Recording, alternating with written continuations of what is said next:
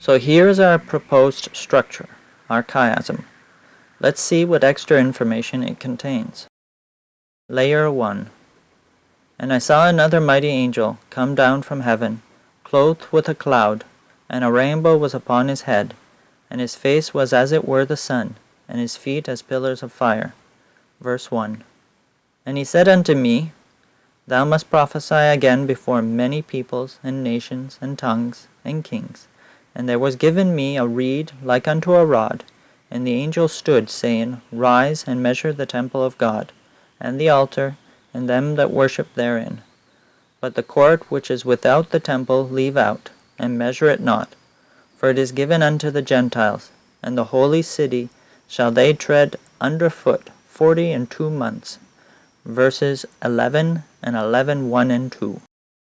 Verses 11 and 11:1 and 2 mention the temple of God, that is the heavenly sanctuary.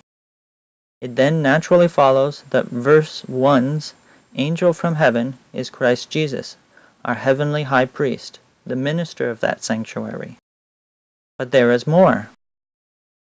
Verse 1 mentions of the angel that he is clothed with a cloud. What does one clothed with a cloud look like? A pillar of cloud. But verse 1 also mentions pillars of fire. And the Lord went before them by day in a pillar of cloud to lead them the way, and by night in a pillar of fire to give them light, to go by day and night. Exodus 13:21. And the angel of God which went before the camp of Israel removed and went behind them, and the pillar of the cloud went from before their face and stood behind them. Exodus 14:19. Note how when the angel moves, the cloud moves, implying that perhaps the angel is in the cloud. So verse 1's angel from heaven clothed in a cloud is the angel of the Exodus, the angel in the pillar of cloud and fire, who is God.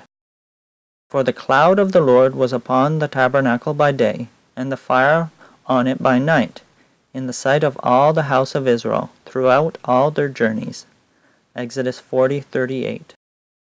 Verses 11 and 11:1 and 2's temple of God then evokes an image of the tabernacle of the wilderness wanderings, built according to the heavenly pattern, dwelling and resting place of the angel and God of the pillar of cloud and fire amongst his people. But there is still more. Verse 1 mentions a cloud and a rainbow. And God spake unto Noah, and to his sons with him, saying, And I, behold, I establish my covenant with you, and with your seed after you, and with every living creature that is with you, of the fowl, of the cattle, and of every beast of the earth with you, from all that go out of the ark to every beast of the earth. And I will establish my covenant with you. Neither shall all flesh be cut off any more by the waters of a flood, neither shall there any more be a flood to destroy the earth.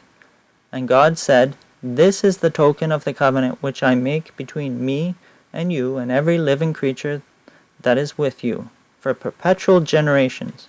I do set my bow in the cloud, and it shall be for a token of a covenant between me and the earth.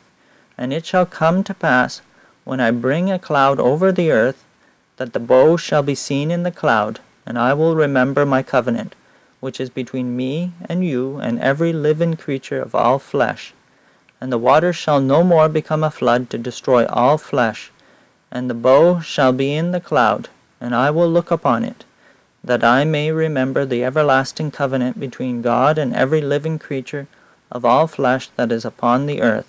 And God said unto Noah, This is the token of the covenant which I have established between me and all flesh that is upon the earth. Genesis 9:8-17. Note, we have now looked at all the verses in the Bible that mention rainbow. 1. These verses in Genesis, in regards to the flood's rainbow covenant. 2. The one in Ezekiel 1 and the one in Revelation 4 as a characteristic of God. And 3. The one in Revelation 10 as a characteristic of the angel from heaven. Verse 1's angel from heaven is then the God of the flood's rainbow covenant. And verse 11 and 11:1 and 2's temple of God is then Noah's Ark.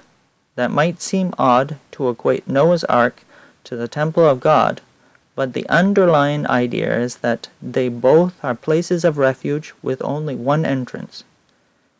We will cross paths with this again, several times in fact. Layer 2.